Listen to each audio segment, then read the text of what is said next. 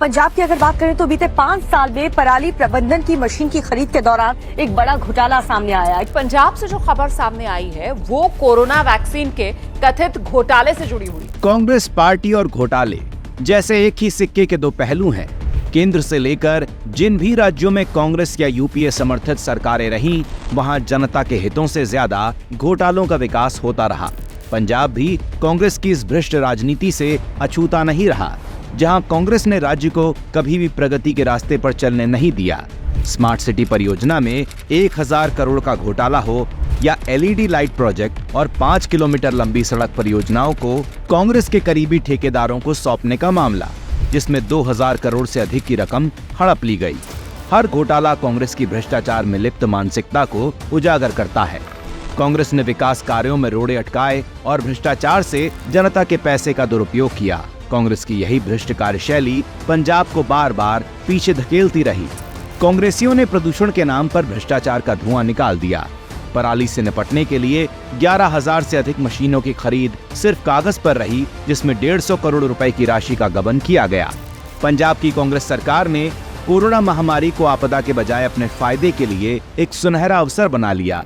जब देश कोविड से जूझ रहा था, तब कांग्रेस सरकार ने जनता की जान से खिलवाड़ करते हुए मुनाफाखोरी की। मोदी सरकार से 400 रुपए प्रति खुराक के हिसाब से 42,000 वैक्सीन की खुराकें खरीदी, लेकिन इन्हें निजी अस्पतालों को 1,060 रुपए प्रति खुराक बेच दिया। एक खुराक पर 3 गुना मुनाफा कमाने का शर्मनाक खेल खेला गया, जिससे साफ हो गया कि कांग्रेस सरकार को जनता की जान से ज्यादा अपने फायदे की चिंता थी। कोविड किट की खरीद में भी इसी तरह से जनता के पैसे की खुली लूट हुई। महामारी के संकट के वक्त भी कांग्रेस ने भ्रष्टाचार को अपनी प्राथमिकता बना लिया।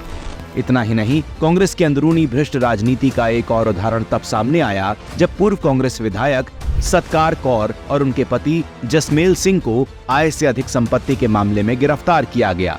कांग्रेस के इस भ्रष्टाचार ने पंजाब को न सिर्फ आर्थिक रूप से कमजोर किया, बल्कि लोगों का विश्वास भी तोड़ा।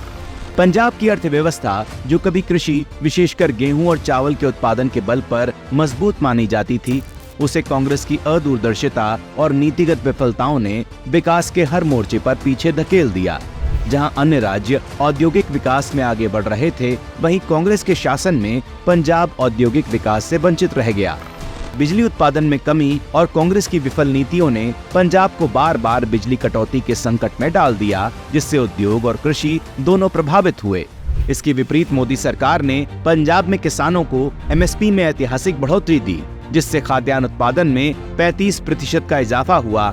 यही नहीं, पीएमईजीपी के तहत 836 करोड़ रुपए की केंद्रीय सहायता से लगभग 29,000 स्वरोजगार उद्यम सृजित किए गए, जिससे 2.31 लाख लोगों को रोजगार मिला। 1984 के सिख विरोधी दंगों के पीड़ितों को भी मोदी सरकार ने न्याय और सम्मान दिलाया। दंगा पीड़ित परिवारों को 5 लाख रुपए की अतिरिक्त सहायता देकर उन्हें आर्थिक सशक्तिकरण दिया गया।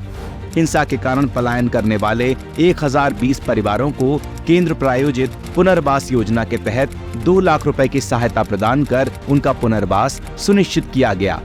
शिक्षा के क्षेत्र में भी कांग्रेस की सरकारें सिर्फ खोखले वादे करती रहीं, जबकि मोदी सरकार ने वास्तविक काम किया। 2014 से पहले केवल 18 लाख सिख छात्रों को छात्रवृत्ति मिलती थी, लेकिन प्रधानमंत्री मोदी जी के नेतृत्व में लगभग 31 लाख सिख छात्रों को प्री पोस्ट मैट्रिक और मेरिट कम मींस छात्रवृत्ति दी गई। इसके अलावा पाकिस्तान और अफगानिस्तान से आए सिख शरणार्थियों को भारतीय नागरिकता देकर उन्हें जीवन की एक नई दिशा दी गई, जो कांग्रेस के शासन में मुमकिन नहीं हो पाया था। Whether he as a Sikh is going to be allowed to wear his turban in India,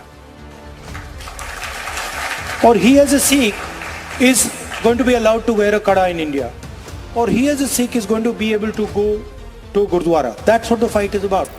Congress party न केवल भ्रष्टाचार में लिप्त है, बल्कि सिखों के हितैषी होने का ढोंग रचते हुए उनके अधिकारों को कुचलने में लगी रही है। राहुल गांधी की सिख विरोधी मानसिकता और उनके बेतुके बयान इस बात का ठोस प्रमाण है कि कांग्रेस केवल वोट बैंक की राजनीति करती है। राहुल गांधी अपने परिवार की सिख विरोधी विरासत को आगे बढ़ाते हुए एक बार फिर सिखों के नाम पर झूठे नैरेटिव फैलाकर देश में फूट डालने की कोशिश कर रहे हैं। लेकिन सिख समाज ही नहीं, पूरा देश उनकी इस घटिया राजनीति को ठुकरा चुका है और कांग्रेस के छलावे का पर्दाफाश हो चुका है।